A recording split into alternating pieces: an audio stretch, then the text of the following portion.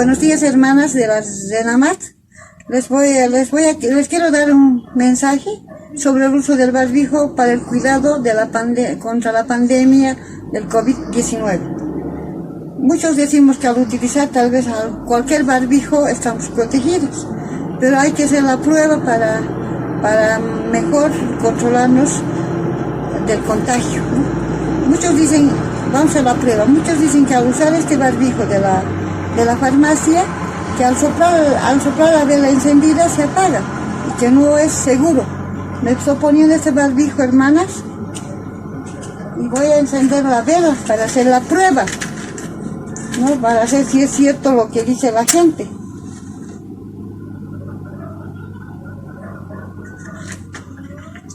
Estoy soplando detrás del barbijo, hermanas, ¿no? Voy a soplar fuerte.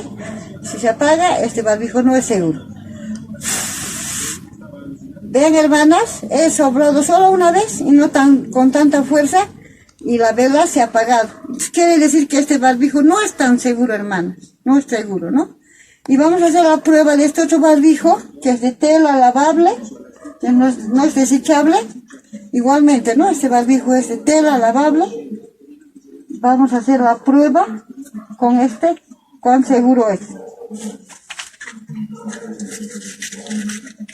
Nuevamente prendo la vela.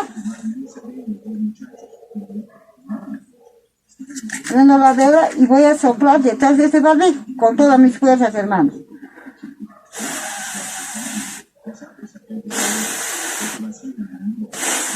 Hermanas, he soplado esta vela con este barbijo de tela y no se apaga. Entonces quiere decir, hermanas, que este barbijo es muy seguro.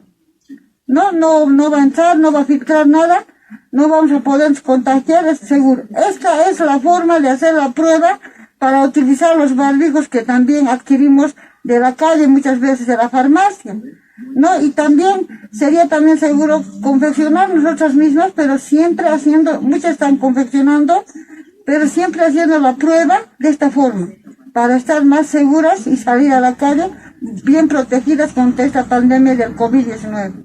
Hermanas, espero que nos cuidemos, que hagamos la prueba así y no estemos lamentando desgracias personales, la enfermedad es muy fea. Entonces, ese mensaje quiero decirles, hermanas, para todas ustedes. Esa es la forma de hacer la prueba si un barbijo está bien hecho.